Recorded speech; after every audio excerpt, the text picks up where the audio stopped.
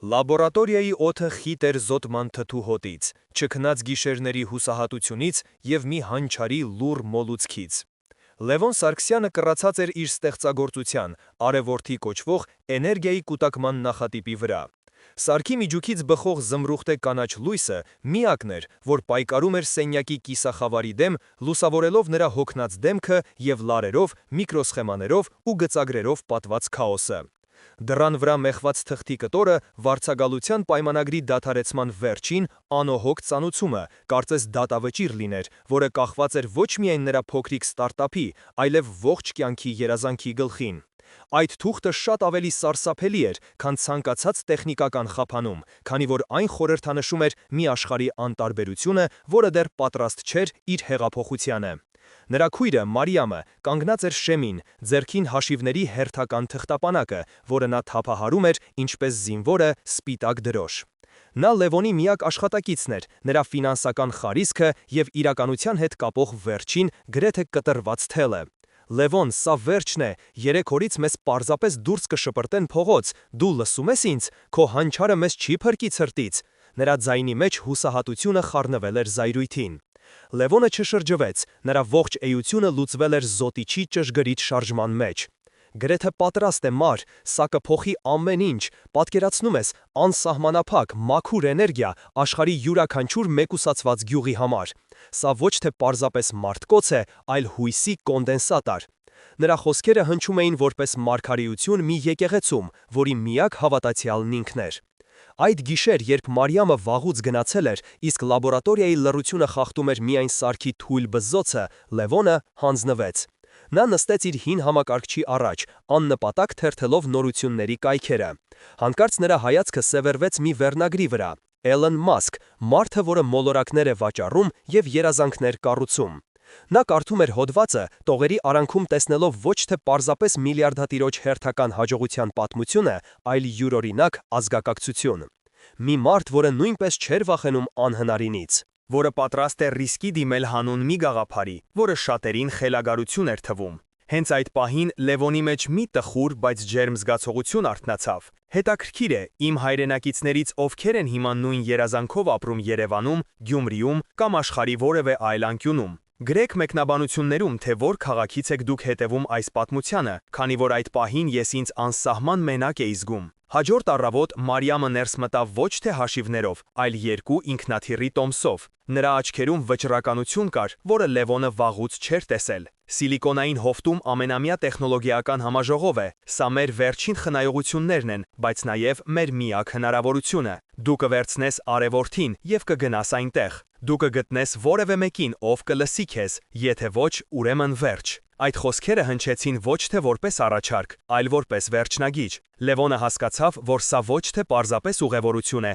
այլ իր կյանքի ամենակարևոր մարտը, որտեղ նա պետք է մենակ մնար տեխնոլոգիական գիգանտների աշխարհի դեմ։ Նա գիտեր, որ այնտեղ կլինեն բոլորը, Google-ի, Apple-ի ներկայացուցիչները, և գուցե, եթե բախտը ժպտար, նույնիսկ Տեսլայի ինժեներները։ Համաժողովի հսկայական, աղմկոտ սրահը նման էր ժամանակակից Բաբելոնի, որտեղ մարդիկ խոսում էին կոդերի, կապիտալիզացիայի և արհեստական բանականության լեզուներով։ Լևոնը իր հնամաշ կոստյումով և արևորդի նախատիպը պահող անշուք պայուսակով կարծես անտեսանելի լիներ։ Նրա յուրաքանչյուր փորձ մոտենալու ներդրողներին բախվում էր անտարբերության կամ քամահարական ժպիտի պատին։ Նա նույնիսկ նկատեց Դեյվիդին, այն վենչուրային կապիտալիստին, որը ամիսներ առաջ նրան դուրս էր շպրտել իր գրասենյակից։ Դեյվիդը շրջապատված երիտասարդ ստարտափերներով նրա կողքով անցավ, նույնիսկ չճանաչելով։ Այդ պահին Լևոնը հասկացավ, որ այս աշխարհում քո գաղափարը ոչինչ է, եթե դու չունես ուժ, որը կստիպի մյուսներին լսել քեզ։ Հուսահատության գագաթնակետին նա լսեց 2 ինժեներների խոսակցությունը։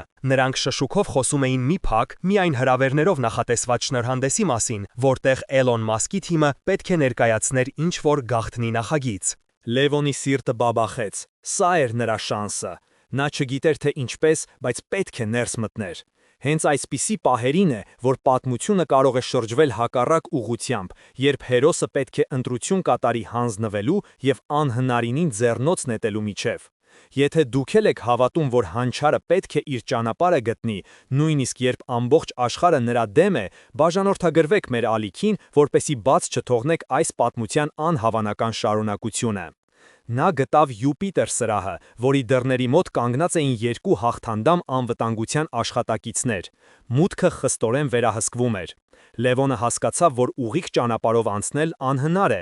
Նա նկատեց սպասարկող անձնակազմի համար նախատեսված միջանցքը և առանց երկար մտածելու սպրտեց այնտեղ։ Սիրտը կուրծքը ճեղքում էր, իսկ արևորդիով պայուսակը կարծես տոննաներ կշռեր։ Նա գտավ սրահի կողային մուտքը, որը բաց էր մնացել սարքավորումներ տեղափոխելու համար։ Մի քանի վայրկյան տատանվելուց հետո նա ներս սահեց, թաքնվելով բարձրախոսների մեծ կույտի հետևում։ Ներսում մթնոլորտը լարված էր։ Բեմի վրա մի կին ներկայացնում էր ինչ-որ գրաֆիկներ, բայց Լևոնի ողջ ուշադրությունը կենտրոնացած էր առաջին շարքում նստած մի քանի մարդկանց վրա։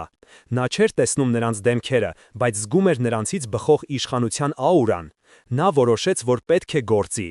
Ելույթի ավարտից հետո, երբ սկսվեցին հարցերը, Լևոնը դուրս եկավ իր թաքստոցից և վճռական քայլերով ուղղվեց դեպի բեմ։ Սրահում լռություն տիրեց, բոլորի հայացքները սևեռվեցին նրա վրա։ Ներողություն, ես գիտեմ, որ հրավիրված չեմ, բայց ես ունեմ մի բան, որը կարող է փոխել ամեն ինչ, սկսեց նա, ձեռքը տանելով դեպի պայուսակը։ Սակայն նա չհասցրեց ավարտել։ Անվտանգության աշխատակիցները կայծակնային արագությամբ հայտնվեցին նրա կողքին։ Նրանք բռնեցին նրա թևերից և առանց որևէ բացատրության սկսեցին դուրս քաշել սրահից։ Հենց այդ պահին, երբ նրանք քաշ էին տալիս դեպի դուռը, նրա հայացքը հանդիպեց առաջին շարքում նստածներից մեկի հայացքին։ Դա ընդամենը մի ակնթարթ էր, բայց Լևոնը սառեց։ Նա ճանաչեց այդ հայացքը՝ սուր, խորաթափանց և մի փոքր հեգնական։ Այդ հայացքը պատկանում էր Էլոն Մասկին։ Նրան դուրս շպրտեցին միջանցք։ Համաժողովի աղմուկը կարծես խլացել էր։ Լևոնը կանգնած էր, լիակատար պարտություն կրած։ Նա ոչ միայն ձախողվել էր, այլև իրեն խայտառակել էր հենց այն մարդու աչքի առաջ, ում ուշադրությունը կարող էր փրկել իրեն։ Նրա վերջին հույսը մահացել էր։ Կոտրված և հոգնած նա վերադարձավ իր էժանագին հյուրանոցի համար։ Նա զանգեց Մարիամին և միայն երդուբար կարողացավ ասել. «Ամեն ինչ վերջացած է»։ Զրույցից հետո նա անջատեց հեռախոսը և նետվեց մահճակալին, պատրաստ ընդունելու իր անխուսափելի պարտությունը։ Հենց այդ պահին լռության մեջ հեռախոսը նորից զնգաց։ Անհայտ համար։ Լևոնը անտեսեց այն։ Բայց զանգը համառորեն շարունակվում էր։ Ի վերջո նա դժկամությամբ վերցրեց հեռախոսը։ «Այո», հոգնած արտաբերեց նա։ Գծի մյուս ծայրում մի պահ լռություն տիրեց, իսկ հետո հնչեց հանգիստ, մետաղական երանգով մի ձայն։ Ձայնը հանգիստ էր, բայց յուրաքանչյուր բառը կշիռ ուներ, որը կարող էր կամ փշրել Լևոնին, կամ նրան տիեզերք բարձրացնել։ «Պարոն Սարգսյան, ձեզ հետ խոսում են Էլոն Մասկի գրասենյակից»։ Լևոնի ուղեղը կարծես վերագործարկվեց։ Վայրկյաններ առաջ նա խորտակված էր պարտության անդունդում, իսկ հիմա մի անտեսանելի ուժ նրան դուրս էր քաշում այդ անդունդից, ուղիղ դեպի անհայտության սառը բարձունքները։ Այո, սա Լևոն Սարգսյանն է, նրա ձայնը հազիվ էր լսվում, կարծես ուրիշինը լիներ։ Գծի մյուս ծայրում հնչած ձայնը պատկանում էր մի կնոջ, որի խոսելաոճը զերծ էր ցանկացած հուզականությունից, կարծես նա ընթերցում էր ալգորիթմի կողմից գեներացված տեքստ։ «Պարոն Մասկը տպավորված էր ձեր նախաձեռնողականությամբ։ Նա ցանկանում է 5 րոպե զրուցել ձեզ հետ։ Վաղը առավոտյան ժամը 9-ին մեր կորպորատիվ կենտրոնակայանում։ Հասցենք ուղարկենք հաղորդագրությամբ։ Մի ուշացեք»։ Զանգն ավարտվեց նույնքան կտրուկ, որքան սկսվել էր, թողնելով Լևոնին բացարձակ լռության և ականջներում զնգացող սեփական սրտի բաբախյունի հետ։ Սա իրականություն չէր կարող լինել։ Դա պետք է լիներ կամ դաժան կատակ, կամ հոգնածությունից առաջացած զգայախաբություն։ Հաղորդագրությունը եկավ ճիշտ 10 վայրկյան անց, քարտեզի վրա նշված կետով և միակ բառով. «Հաստատեք»։ Նրա մտքերը քաոսային պտույտ էին գործում։ Էլոն Մասկը տեսել էր նրան։ Ոչ թե որպես անհաջողակ գյուտարարի, որին դուրս էին շպրտում, այլ որպես ինչի։ Ինչով էր նա գրավել աշխարհի ամենազբաղված մարդու ուշադրությունը։ Գուցե նա տեսել էր ոչ թե հուսահատությունը, այլ այն կրակը, որը վառվում էր նրա աչքերում։ Կամ գուցե սա պարզապես մի թյուրիմացություն էր, և նրան հրավիրում էին, որպեսզի պաշտոնապես արգելել երբևէ մոտենալ իրենց ընկերությանը։ Այս անորոշությունը շատ ավելի տանջալից էր, քան նախկին պարտությունը։ Նա զգում էր, որ իր ճակատագիրը կախված է մեկ մազից, և այդ մազը գտնվում է մի մարդու ձեռքում, որը սովոր է տիեզերանավեր ուղարկել Մարս։ Առավոտյան, երբ արևի առաջին շողերը հազիվ էին դիպել քաղաքի երկնաքերներին, Լևոնն արդեն կանգնած էր հսկայական ֆուտուրիստական շենքի դիմաց, որի վրա ոչ մի ցուցանակ չկար։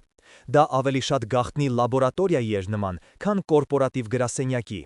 Ներսում նրան դիմավորեց նույն անհույս ձայնով կինը, Էլիզաբեթը, որն Մասկի անձնական օգնականն էր։ Նա բարձրահասակ էր, անթերի հագնված, եւ նրա հայացքը կարծես սկանավորում էր Լևոնի յուրաքանչյուր բջիջ։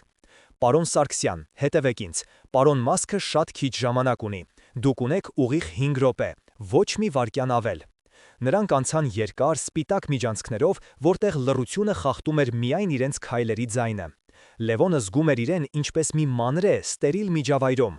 Նա նկատեց, որ Էլիզաբեթի ձեռքին պլանշետ կար, որի վրա բացված էր իր մասին ամբողջական դոսիե։ Լուսանկարներ, կենսագրություն, նույնիսկ մերժված արտոնագրային հայտի մանրամասները։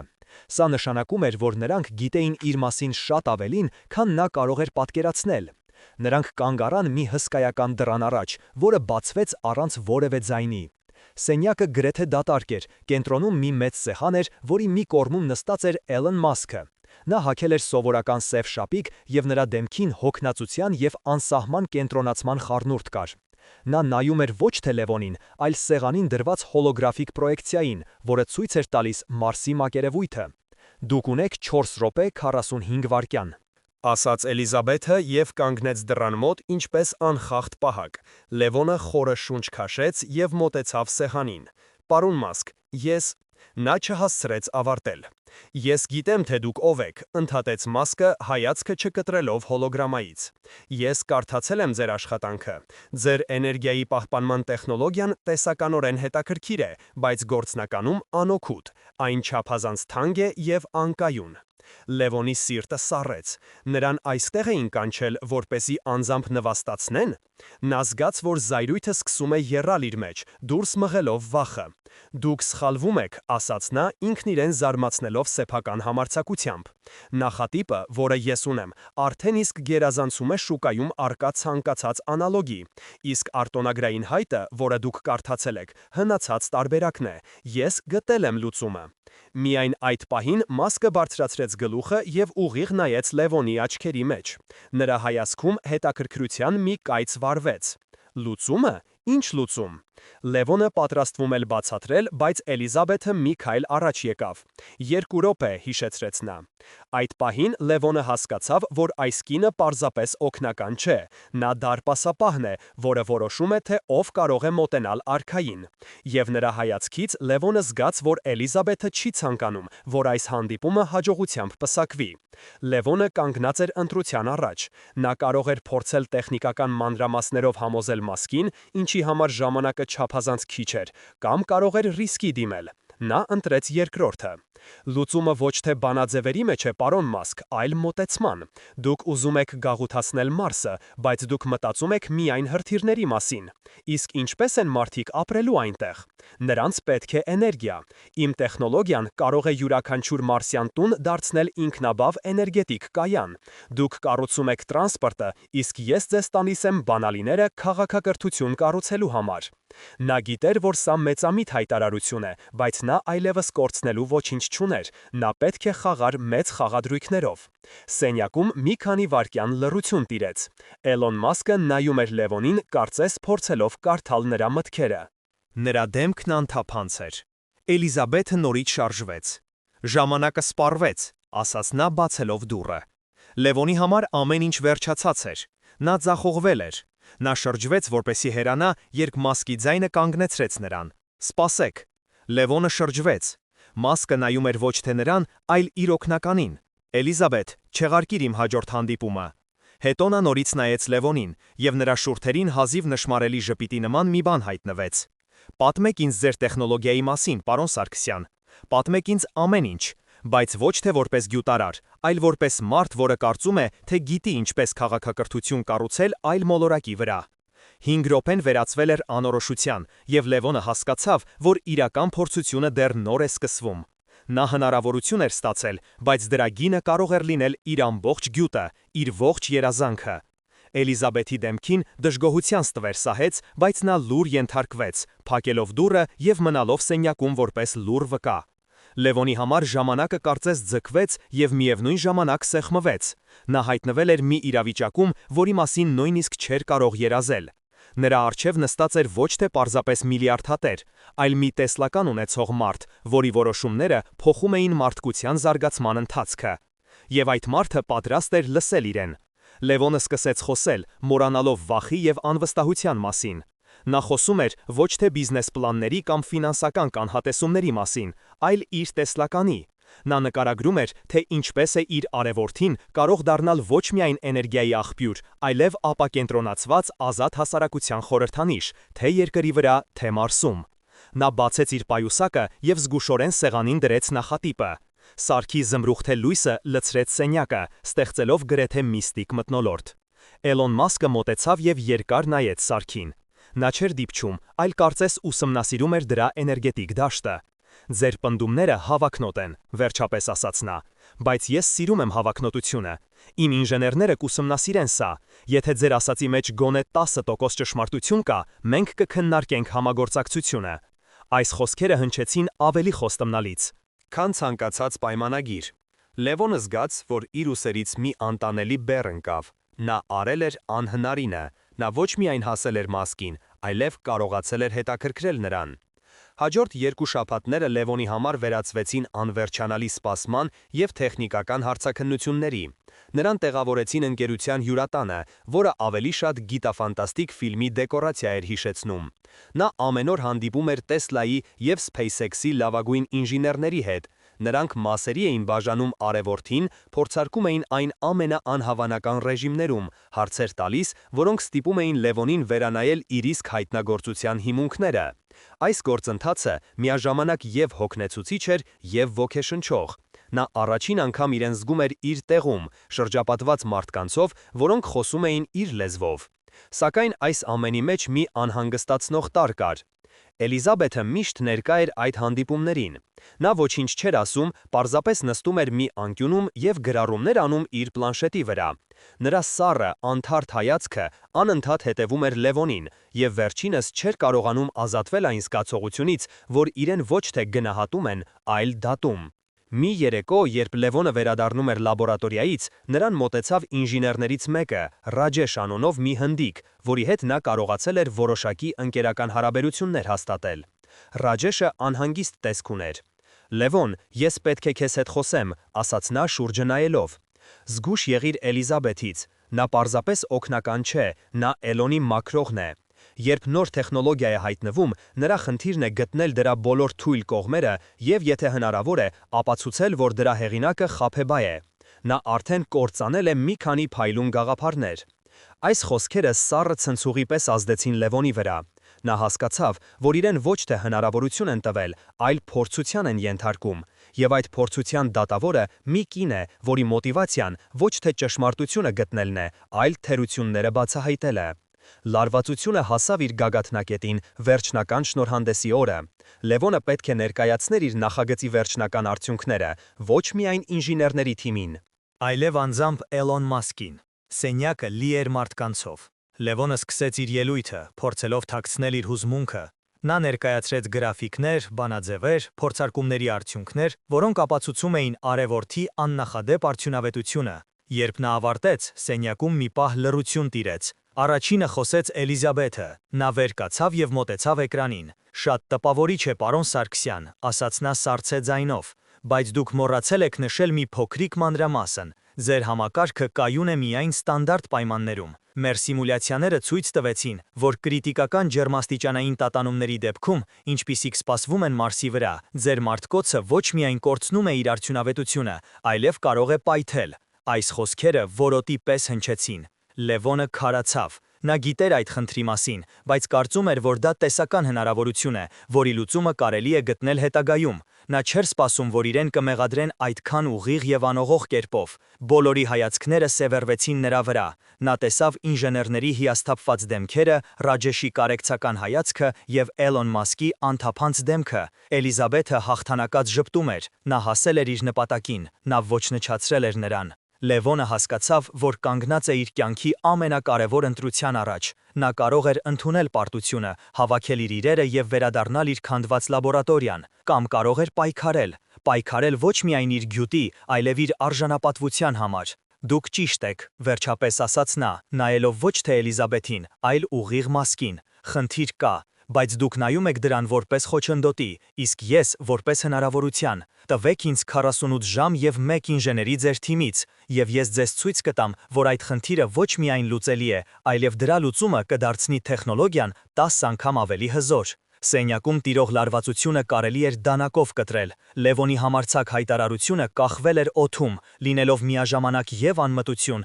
եւ հանճարեղ քայլ։ Նա իր ողջ կարիերան, իր ողջ ապագան դրել էր խաղասեղանին, բլեֆ անելով մի մարդու դեմ, որը սովոր էր հաղթել ցանկացած խաղում։ Էլիզաբեթի դեմքին հաղթական ժպիտը փոխարինվեց զարմանքի եւ թաքնված զայրույթի խառնուրդով։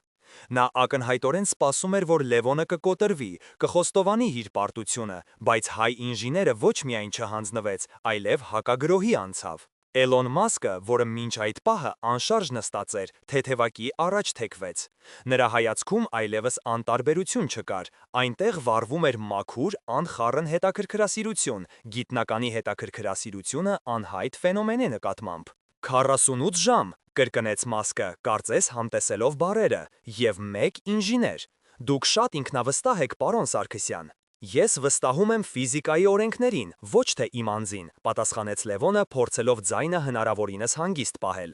Եվ ֆիզիկան ասում է, որ լուծում կա։ Մասկը մի պահ նայեց Էլիզաբեթին, հետո ինժեներների խմբին։ Ռաջեշ, ասաց նա, դուք կաշխատեք պարոն Սարգսյանի հետ։ Ձեզ տրամադրվում է 8-րդ լաբորատորիան եւ անսահմանափակ հասանելիություն մեր բոլոր ռեսուրսներին։ Եթե 48 ժամվա ընթացքում դուք լուծում չգտնեք, պարոն Սարգսյանը կլքի այս շենքը եւ այլևս երբեք չի մոտենա մեր ընկերությանը։ Իսկ եթե գտնեք, ապա մենք կխոսենք իսկապես մեծ բաների մասին։ Այս խոսքերը վերջնագիր էին, փաթաթված հնարավորության թղթի մեջ։ Հաջորդ 48 ժամերը Լևոնի եւ Ռաջեշի համար վերածվեցին անքուն մարաթոնի։ Նրանք աշխատում էին անդադար, սնվելով միայն սուրճով եւ ադրենալինով։ Լաբորատորիան լցված էր բանաձևերով գրված գրատախտակներով, սիմուլյացիաների գրաֆիկներով եւ անհաջող փորձարկումների մնացորդներով։ Լևոնը իրեն զգում էր ինչպես ձուկը ջրում։ Նա վերջապես հնարավորություն ուներ այնպիսի սարքավորումներով, որոնց մասին նախկինում միայն կարող էր երազել։ Ռաջեշը փայլուն ինժեներ էր, որը արագ ընկալում էր Լևոնի մտքերը եւ դրանք վերածում գործնական փորձարկումների։ Սակայն ժամանակը անողողաբար սպառվում էր, իսկ լուծումը դեռ չէր երևում։ Նրանք փորձարկեցին տասնյակ տարբերակներ, փոխելով նյութերի համաձուլվածքները, սառեցման համակարգերը, էներգիայի բաշխման ալգորիթմները, բայց ամեն անգամ սիմուլյացիան ցույց էր տալիս նույն արդյունքը՝ կրիտիկական խափանում։ Երկրորդ օրվա վերջում, երբ մնացել էր ընդամենը մի քանի ժամ, հուսահատությունը սկսեց պատել նրանց։ Նրանք նստած էին լաբորատորիայի հատակին, շրջապատված իրենց անհաջողությունների ապացույցներով։ Մենք չենք հասցնի, Լևոն, հոգնած ասաց Ռաջեշը։ Էլիզաբեթը ճիշտ էր, այս խնդիրը հնարավոր չէ լուծել այսքան կարճ ժամանակում։ Լևոնը չէր պատասխանում։ Նա նայում էր գրատախտակին գրված բարդ հավասարումներին։ Նրա ուղեղը աշխատում էր գերլարված ռեժիմով, փորձելով գտնել այն միակ փոփոխականը, որը նրանք բաց էին թողել։ Եվ հանկարծ, ինչպես կայծակ մութ երկնքում, մի միտք ծագեց նրա գլխում։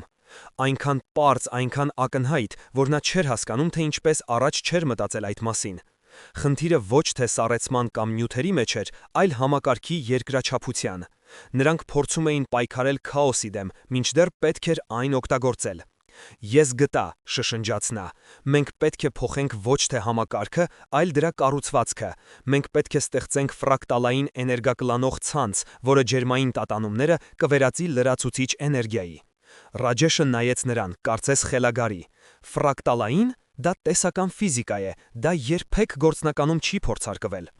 Ուրեմն մենք կլինենք առաջինը, պատասխանեց Լևոնը վեր թռչելով ոտքի։ Նրանք սկսեցին աշխատել խելահեղ արագությամբ։ Ժամանակը մոտենում էր իր ավարտին։ Վերջին րոպեներին նրանք գործարկեցին նոր սիմուլյացիան։ Լաբորատորիայում լռություն տիրեց։ Բոլորի հայացքները սևեռված էին մոնիտորին, որի վրա դանդաղ հայտնվում էին գրաֆիկները։ Եվ հետո նրանք տեսան դա։ Կրիտիկական կետին հասնելուն պես համակարգը ոչ թե խափանվեց, այլ կտրուկ բարձրացրեց իր արդյունավետությունը, կլանելով ջերմային էներգիան եւ վերածելով այն կայուն հոսանքի։ Նրանք հաղթել էին։ Ճիշտ ժամանակին դուռը բացվեց եւ ներս մտան Էլոն Մասկն ու Էլիզաբետը։ Նրանց դեմքերն անարտահայտ էին։ Ռաջեշը չկարողացավ զսպել եւ ցույց տվեց էկրանը։ Մենք արեցինք դա, պարոն Մասկ, մենք լուծեցինք խնդիրը։ Մասկը մոտեցավ եւ երկար նայեց գրաֆիկներին։ Նա ոչինչ չէր ասում։ Լևոնի սիրտը նորից սկսեց բաբախել։ Գուցե նրանք ինչ-որ բան սխալ էին հաշվարկել։ Գուցե այս ամենը պարզապես պատրանք է։ Վերջապես Մասկը շրջվեց։ Նա նայում էր Լևոնին, Եվ նրա հայացքում հիացմունք կար։ Դուք ոչ միայն լուծեցիք խնդիրը, պարոն Սարգսյան, ասաց նա դանդաղ։ Դուք հայտնագործել եք էներգիայի պահպանման նոր սկզբունք։ Սա հեղափոխություն է։ Էլիզաբեթի դեմքը քարացել էր։ Նա պարտվել էր, եւ դա ակնհայտ էր բոլորի համար։ Բայց Լևոնը նրա դեմքին տեսավ ոչ թե պարզապես հիասթափություն, այլ մի բան, որը նման էր վախի։ Եվ այդ պահին նա հասկացավ, որ այս խաղը շատ ավելի բարդ է, քան նա պատկերացնում էր։ Նա հաղթել էր ճակատամարտում, բայց պատերազմը դեռ առջևում էր։ Եվ նրա հաջորդ քայլը կարող էր որոշել ոչ միայն իր, այլև իր հայտնագործության ճակատագիրը։ Հեղափոխություն, այս բառը արձագանքում էր Լևոնի մտքում, երբ նա դուրս եկավ լաբորատորիայից։ Նա ոչ միայն փրկել էր իրեն, այլև ապացուցել էր իր հանճարը։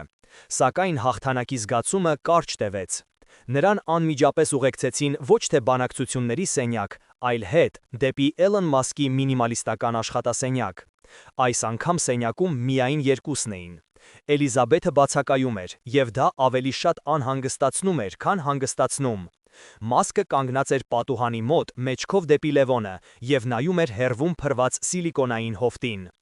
Նրա լռությունը ծանր էր եւ լի թաքնված իմաստով, որը Լևոնը չէր կարողանում վերծանել։ Դուք գիտեք, թե ինչու եմ ես ուզում գնալ Մարս, պարոն Սարգսյան, հանգարց հարցրեց Մասկը, չշրջվելով։ Նրա ձայնը հանգիստ էր, բայց դրա տակ զգացվում էր պողպատե ամրություն։ Մարդիկ կարծում են, թե դա արկածախնդրություն է, կամ գուցե փախուստ, բայց իրականում դա անհրաժեշտություն է։ Մարդկությունը չի կարող իր բոլոր ձվերը դնել մեկ զամբյուղի մեջ։ Այս մոլորակը խոցելի է։ Աստերոիդ, սուպերվուլկան, մեր իսկ ստեղծած վիրուս։ Ցանկացած պահի ամեն ինչ կարող է ավարտվել։ Նա շրջվեց եւ ուղիղ նայեց Լևոնի աչքերի մեջ։ Ձեր տեխնոլոգիան ոչ միայն հեղափոխություն է էներգետիկայի ոլորտում, այն մեր տեսակի գոյատևման բանալին է։ Այն կարող է ապահովել մեր ապագան այլ աշխարհներում։ Լևոնը լսում էր հիացմունքի եւ անհանգստության խառը զգացումով։ Նա միշտ հիացել էր Էլոն Մասկի տեսլականով, բայց այժմ, լսելով այդ խոսքերը անձամբ նրանից, նա զգում էր այդ տեսլականի ողջ կշիռը եւ պատասխանատվությունը։ Ես պատրաստ եմ ձեզ առաջարկ անել, շարունակեց Մասկը։ Ես չեմ գնի ձեր արտոնագիրը։ Ես ուզում եմ, որ դուք ինքներդ գլխավորեք այս ուղղությունը։ Մենք կստեղծենք նոր դուստր ընկերություն, Prometheus, որը կզբաղվի բացառապես ձեր տեխնոլոգիայի զարգացմամբ։ Դուք կլինեք դրա գործադիր տնօրենը եւ կունենաք բաժնետոմսերի 20%-ը։ Դուք կստանաք անսահմանափակ ֆինանսավորում եւ աշխարհի լավագույն ուղեղները ձեր թիմում։ Լևոնը հազիվ էր շնչքաշում։ Սա ավելին էր, քան նա կարող էր երազել։ Սա ոչ թե պարզապես ճանաչում էր, այլ հնարավորություն իրականացնելու իր ամենահամարձակ գաղափարները։ Նա արդեն պատկերացնում էր, թե ինչպես է իր տեխնոլոգիան լույս տալիս ոչ միայն երկրի հեռավոր անկյուններին, այլև Լուսնի եւ Մարսի ապագա բնակավայրերին։ Ես համաձայն եմ, կարողացավ միայն ասել նա։ Մասկը թեթևակի ժպտաց։ Գիտեի, որ կհամաձայնեք, բայց կա մեկ պայման։ Այդ բառերը կարծես սառը օդի հոսանք բերեցին սենյակ։ Լևոնը լարվեց։ Նա գիտեր, որ նման առաջարկները երբեք առանց պայմանների չեն լինում։ Ինչ պայման, հարցրեց նա զգուշորեն։ Մասկը մոտեցավ իր սեղանին եւ վերցրեց մի թղթապանակ։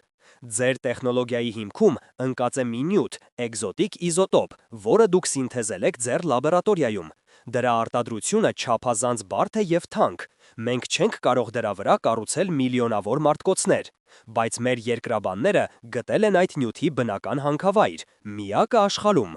Նա բացեց թղթապանակը եւ ցույց տվեց արբանյակային լուսանկարը։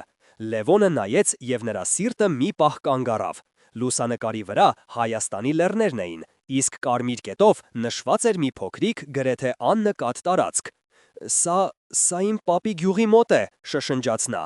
Այնտեղ արգելոց է։ Այլևս ոչ, հանգիստ պատասխանեց Մասկը։ Մենք արդեն բանակցություններ ենք վարում ձեր երկրի կառավարության հետ հանքավայրի շահագործման բացառիկ իրավունք ստանալու համար, բայց կա մի խնդիր. տեղի բնակչությունը, բնապահպանները, նրանք կարող են խոչընդոտներ ստեղծել։ Նրանք չեն հասկանում, թե ինչն է դրված խաղասեղանին։ Նա փակեց թղթապանակը եւ նայեց Լևոնին։ Ահա եւ իմ պայմանը։ Դուք կվերադառնաք Հայաստան, դուք կլինեք մեր նախագծի դեմքը։ Դուք կհամոզեք ձեր ժողովրդին, որ այս հանքավայրը ոչ թե բնության կտոր է, այլ մարդկության ապագայի տոմս։ Դուք կբացատրեք նրանց, որ երբեմն պետք է զոհաբերել փոքրը, հանուն ավելի մեծ նպատակի։ Լևոնը կանգնած էր, կարծես կայծակահար լիներ։ Նրա երազանքի իրականացումը պահանջում էր մի գին, որը նա երբեք պատրաստ չէր լինի վճարել։ Նա պետք է դառնար իր սեփական հայրենիքի մի մասնիկի կործանման մեղսակիցը։ Նա պետք է ընտրություն կատարեր իր գյուտի եւ իր խղճի միջև։ Այդ պահին նա հասկացավ, որ Էլոն Մասկը նրան առաջարկում է ոչ թե գործընկերություն, այլ ֆաուստյան գործարք։ Եվ նրա հոգին այն գինն էր, որը պետք է վճարվեր առաջընթացի համար։ Լևոնը դուրս եկավ այդ սենյակից որպես բոլորովին այլ մարդ։ Մի քանի րոպե առաջ նա աշխարհի ամենաերջանիկ գյուտարարն էր, իսկ հիմա իր խղճի հետ մենակ մնացած դավաճան։ Օդանավակայան թռիչքի ողջ ընթացքում նա լուռ էր։ Նրա գլխում անընդհատ պտտվում էին Էլոն Մասկի խոսքերը. «Դուք կհամոզեք ձեր ժողովրդին»։ Նա վերադառնում էր ոչ թե որպես հաղթող, այլ որպես գործիք, մի հսկայական, անդեմ կորպորացիայի ձեռքում, որի նպատակները, որքան էլ վեհ թվային, պահանջում էին զոհաբերություն, որը նա չէր կարող անել։ Նրա հաղթանակը վերածվել էր իր ամենամեծ պարտության։ Այն պահին, երբ նա պետք է տոններ իր հաջողությունը, նա ստիպված էր մտածել, թե ինչպես մերժել աշխարհի ամենաազդեցիկ մարդուն առանց կործանելու իր իսկ ստեղծած հրաշքը։ Երևանում նրան դիմավորեց Մարիամը։ Նա ուրախությունից ճառագում էր, լուրերն արդեն հասել էին նրան։ Լևոն, ես չեմ հավատում, դու արեցիր դա, մեր սեփական ընկերությունը, անսահմանափակ ֆինանսավորում, մեր բոլոր խնդիրները լուծված են։ Նա գրկեց եղբորը, բայց զգաց նրա սառնությունն ու լարվածությունը։ Ինչ է պատահել, Լևոն, դու ուրախ չես։ Լևոնը չգիտեր ինչպես բացատրել։ Ինչպես կարող էր նա բացատրել, որ իրենց փրկության գինը իրենց հայրենիքի մի կտորն է։ Նա որոշեց առայժմ լռել, չցանկանալով փչացնել քրոջ երջանկությունը։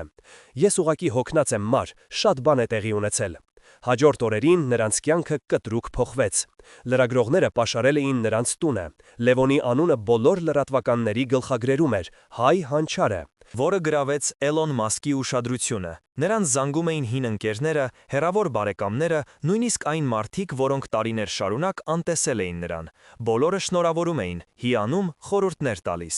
Դեյվիդը, այն վենչուրային կապիտալիստը, որը ժամանակին մերժել էր նրան, զանգեց անձամբ, առաջարկելով իր ծառայությունները նոր ընկերության կառավարման հարցում։ Լևոնը զգում էր, որ խեղդվում է այս կեղծ ուշադրության եւ շողոքորթության ծովում։ Նա հասկանում էր, որ մարդիկ հիանում են ոչ թե իրենով, այլ իր հաջողության ստվերով, որի անունն էր Էլոն Մասկ։ Մարիամը, սակայն, ծաղկում էր այս նոր իրականության մեջ։ Նա իր վրա վերցրեց բոլոր կազմակերպչական հարցերը, բանակցելով իրավաբանների հետ, պլանավորելով նոր գրասենյակի տեղը, հարցազրույցներ տալով։ Նա Լևոնին տեսնում էր որպես հերոսի, որը փրկել էր իրենց ընտանեկան բիզնեսը եւ ապահովել իրենց ապագան։ Բայց մի օր, երբ նրանք մենակ էին, նա Լևոնի սեղանին գտավ Հայաստանի քարտեզը, կարմիր կետով նշված արգելոցի տարածքով։ Սա ինչ է, Լևոն, հարցրեց նա։ Լևոնը հասկացավ, որ այլևս չի կարող լռել։ Նա պատմեց ամեն ինչ՝ Մասկի պայմանի, հանքավայրի եւ այն դերի մասին, որը նա պետք է խաղար այդ գործում։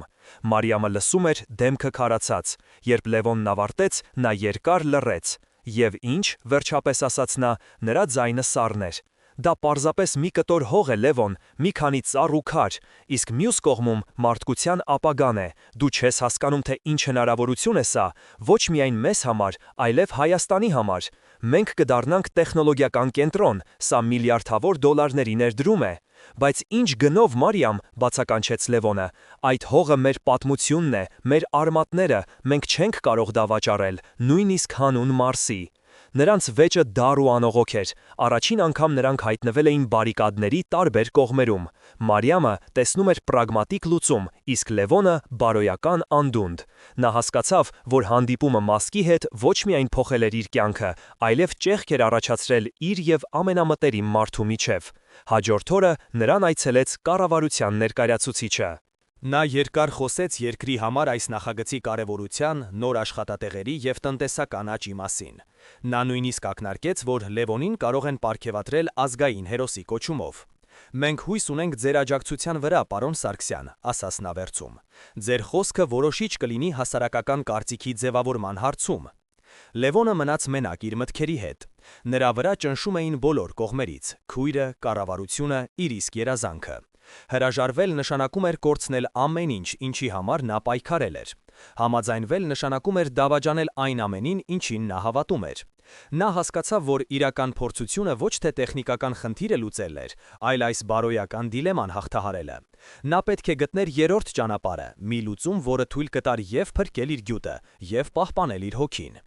Եվ նա գիտեր, որ այդ ճանապարհին նա լինելու է բոլորովին մենակ։ Ճնշման տակ Լևոնը չկոտրվեց, ընդհակառակը, նրա մեջ արթնացավ մի վճռականություն, որի գոյության մասին նա նույնիսկ չէր կասկածում։ Նա հասկացավ, որ Էլոն Մասկի հետ պայքարելը անիմաստ է, նա չափազանց հզոր էր։ Բայց նա կարող էր փոխել խաղի կանոնները։ Նա որոշեց գործել ոչ թե որպես զոհ, այլ որպես ռազմավար։ Նրա ուղեղը, որը սովոր էր լուծել բարդ ֆիզիկական խնդիրներ, սկսեց աշխատել նոր ուղղությամբ, փնտրելով ոչ թե տեխնիկական, այլ սոցիալական և էթիկական լուծում։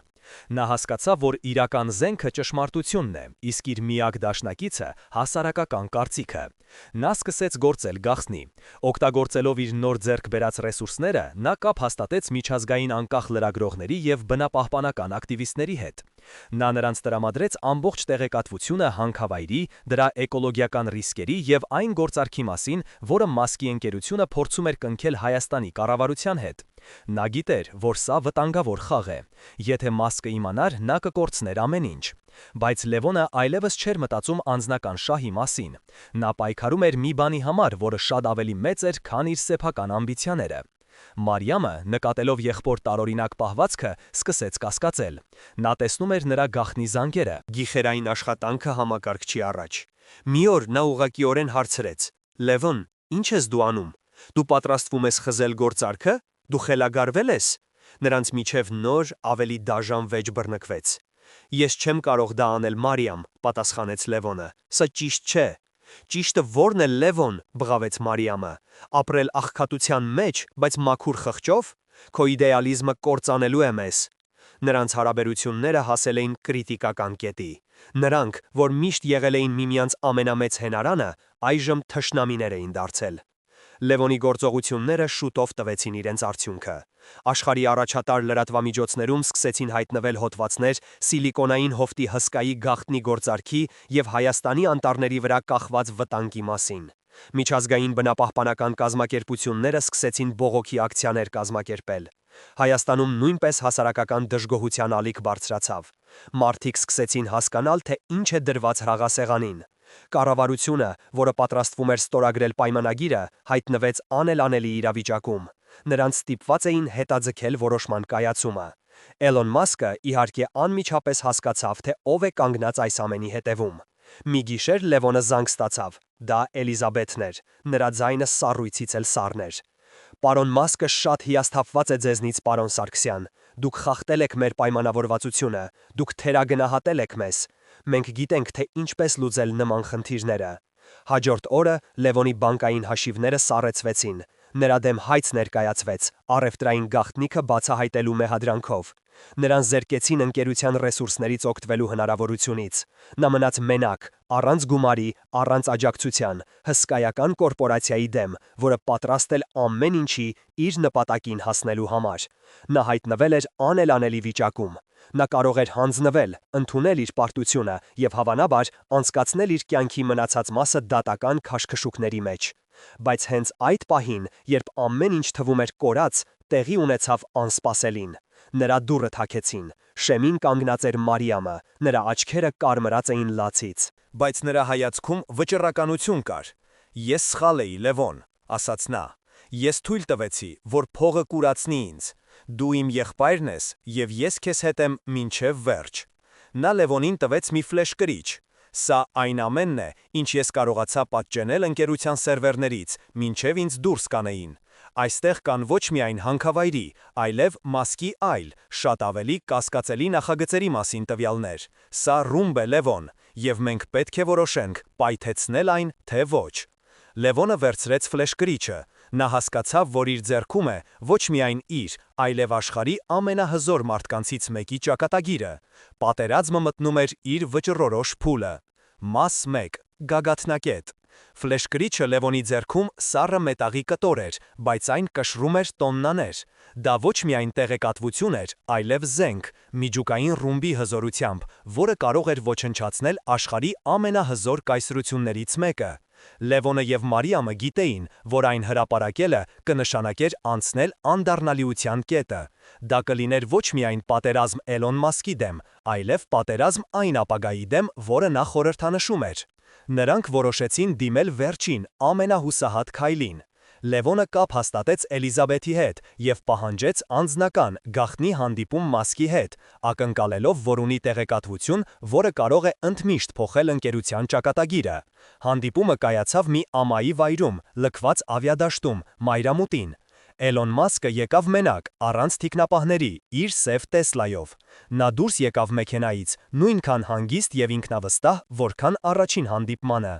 Լևոնը եւ Մարիամը սպասում էին նրան։ «Ես տպավորված եմ, պարոն Սարգսյան», ասաց Մասկը մոտենալով։ «Դուք համառ գտնվեցիք, քան ես սպասում էի, ինչ եք ուզում»։ «Մենք ուզում ենք, որ դուք հրաժարվեք Հայաստանի հանքավայրից», պատասխանեց Լևոնը։ «Եվ ոչ միայն դրանից, մենք ուզում ենք, որ Պրոմեթևս նախագիծը դառնա անկախ, ոչ առևտրային հիմնադրամ, որի տեխնոլոգիան հասանելի կլինի բոլորին»։ Մասկը ծիծաղեց։ Դա հանգիստ, բայց սառեցնող ծիծաղ էր։ «Դուք իսկապես իդեալիստ եք։ Դուք կարծում եք, որ կարող եք ինձ սպառնալ այս փոքրիկ ֆլեշկրիչով»։ Ես կարող եմ ձեզ ոչնչացնել առանց նույնիսկ մատս շարժելու։ Գուցե, միջամտեց Մարիամը, բայց մինչ այս տեղեկատվությունը կհայտնվի համացանցում, եւ աշխարհը կիմանա ոչ միայն ձեր բնապահպանական հանցագործությունների, այլև ձեր աշխատակիցների նկատմամբ անմարդկային վերաբերմունքի, ձեր քաղաքական մանիպուլյացիաների մասին։ Ձեր կայսրությունը կառուցված է տեսլականի կերպարի վրա, իսկ մենք կարող ենք այդ կերպարը փշրել։ Լարվածությունը հասել էր իր գագաթնակետին։ Նրանք կանգնած էին միմյանց դիմաց, 3 մարդ լքված ավիադաշտում, որոնք որոշում էին միլիարդավոր դոլարների եւ գուցե մարդկության ապագայի ճակատագիրը։ Լևոնը հասկացավ, որ սա շախմատային պարտիա է, որտեղ մեկ սխալ քայլը կարող է հանգեցնել մատի։ «Դուք ինձ ընտրություն չեք թողնում», վերջապես ասաց Մասկը։ Նրա ձայնում այլևս հեգնանք չկար։ Նա հանեց իր հեռախոսը եւ մեկ զանգ կատարեց։ «Էլիզաբեթ, չեղարկիր Հայաստանի գործարքը եւ պատրաստիր փաստաթղթերը Պրոմեթևս հիմնադրամի ստեղծման համար։ Պայմանները կքննարկենք ավելի ուշ»։ Նա անջատեց հեռախոսը եւ նայեց Լևոնին։ «Դուք հաղթեցիք, պարոն Սարգսյան, բայց հիշեք, որ յուրաքանչյուր հաղթանակ ունի իր գինը»։ Նա շրջվեց, նստեց իր մեքենան եւ անձայն հեռացավ, թողնելով Լևոնին եւ Մարիամին մայրամուտի կարմիր լույսի ներքո։ Մաս 2. Հակամարտության լուծում։ Նրանք հաղթել էին, անհավանական, անհնարին հաղթանակ էին տարել։ Լևոնը եւ Մարիամը միմյանց նայեցին, դեռ չհավատալով տեղի ունեցածին։ Նրանք ոչ միայն փրկել էին իրենց հայրենիքի մի կտորը, այլև կարողացել էին պահպանել արևորդի իրական ոգին, այն դարձնելով ոչ թե կորպորատիվ շահի, այլ համամարտկային բարօրության գործիք։ Հաջորդ շաբաթների ընթացքում ամեն ինչ կարգավորվեց։ Իրավաբանների միջոցով նրանք մշակեցին Պրոմեթևս հիմնադրամի կանոնադրությունը։ Լևոնը դարձավ դրա գիտական ղեկավարը, իսկ Մարիամը ֆինանսական տնօրենը։ Նրանց դեմ ուղված բոլոր մեղադրանքները հանվեցին։ Էլոն Մասկը պահեց իր խոսքը։ Նա այլևս երբեք անձամբ չկապվեց նրանց հետ, բայց նրա ընկերությունը տրամադրեց խոստացված սկզբնական ֆինանսավորումը։ Լևոնի կյանքը նոր հունով սկսեց հոսել։ Նա այլևս սնանկացման եզրին գտնվող միայնակ գյուտարար չէր։ Նա միջազգային հեղինակություն ունեցող գիտնական էր, որը ղեկավարում էր համաշխարհային նշանակության նախագիծ։ Նրա հարաբերությունները Մարիամի հետ վերականգնվեցին, դառնալով ավելի ամուր, քան երբևէ։ Նրանք միասին անցել էին կրակի ու ջրի միջով եւ ապացուցել, որ իրենց ընտանեկան կապը ավելի ուժեղ է, քան ցանկացած գայթակղություն։ Դեյվիդը եւ մյուս բարեկամները անհետացան նույնքան արագ, որքան հայտնվել էին։ Նրանք հասկացան, որ Լևոնի նախագծից արագ շահույթ ստանալ այլևս հնարավոր չէ։ Մաս 3. Վերջաբան։ Անցավ 2 տարի։ Պրոմեթևս հիմնադրամը դարձել էր համաշխարհային շարժում։ Լևոնի տեխնոլոգիան, լինելով բաց կոդով,